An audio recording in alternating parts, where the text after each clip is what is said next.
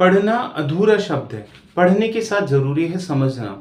आप जो भी कुछ पढ़ते हैं, क्या आपको समझ भी आता है या आपने खाली किताब को एक रटने के लिए एक बस पढ़ लिया है? बहुत सारे लोग कंप्लेन करते हैं, बहुत सारे बच्चे कंप्लेन करते हैं कि हमने तो बहुत पढ़ाई करते हैं, बहुत पढ़ते हैं, बट हमें सफलता नहीं मिलती। उसका एक सबसे बड़ा कारण होता है, आपने पढ़ाई तो की, बट आपने क्या उसके कॉन्सेप्ट को समझा?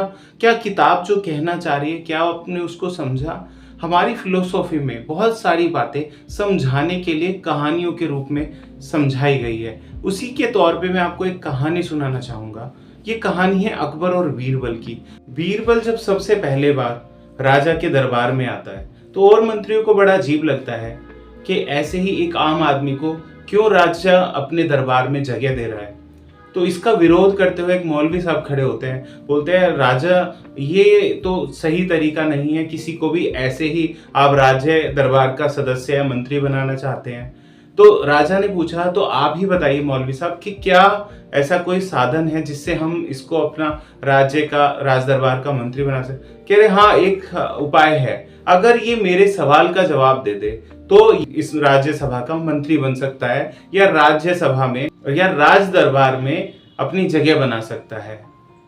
तो राजा बीरबल की तरफ देखता है, बीरबल से पूछता है क्या बीरबल तुम सहमत हो इस बात से? बीरबल कहता है जी महाराज मैं सहमत हूं।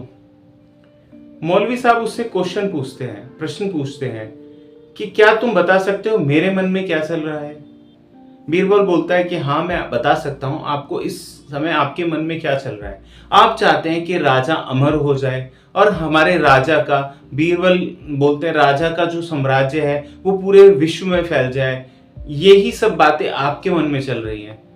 राजा मौलवी साहब की तरफ देखता है और पूछता है, मौलवी साहब तो सन्नाए जाते हैं, कहते हैं मौलवी साहब क्या ये बात सही है? मौलवी कहते हैं महाराज मैं बस यही सोच रहा था। कहानी का सार है कि आपने जो भी कुछ पढ़ा है, क्या आप उस नॉलेज को अप्लाई करना जानते हैं?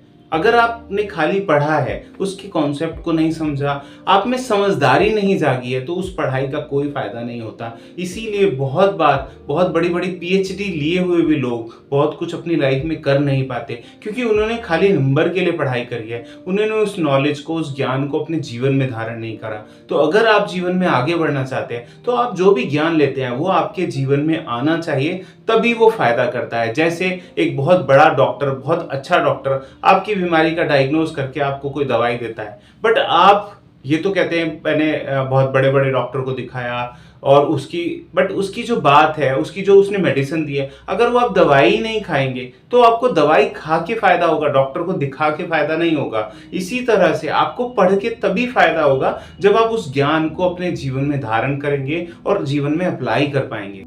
इस वीडियो को लाइक करें, हमारे चैनल को सब्सक्राइब करें और बेल आइकन जरूर प्रेस करें।